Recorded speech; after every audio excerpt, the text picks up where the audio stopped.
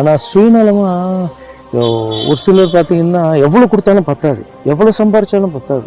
அவங்க சேர்த்துப்பாங்க, அவங்க பிள்ளைக்கு சேர்த்துப்பாங்க, பேரனுக்கு சேர்த்துப்பாங்க, தரத்தாலும் சேர்த்துட்டே இருப்பாங்க. லாஸ்ட்ல அவங்களே போய் சேர்ந்துருவாங்க. சேர்த்து வச்சுக்கலாம் எங்கே போகுதுன்னு தெரியாது. நிறைய பேர் பார்த்துருப்போம் நம்ம. ஆமாம் ஆமாம். ஸோ எல்லாமே போய் எல்லாமே சேர்ந்துடும். அவங்க கிட்ட பயம் இருந்துகிட்டே இருக்கும்.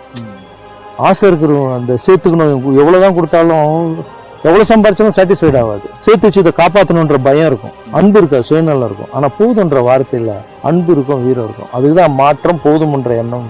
ஒரு சில இடத்துல கேட்டு கிடைக்கலன்ற வழி தானே இப்போ நம்ம கிட்ட கேட்கும்போது இல்லைன்னு சொல்லக்கூடாதுன்ற அந்த தாட்டே வருது. நிறைய பேர் உதவி செய்ய மாட்டாங்க கேட்டோம். அது எப்படி இருக்கும்னா ரொம்ப பெயின்ஃபுல்லாக இருக்கும் அந்த டைமில். என்னடா இது இந்த டைமில் கிடைச்சா நல்லா இருக்குமே.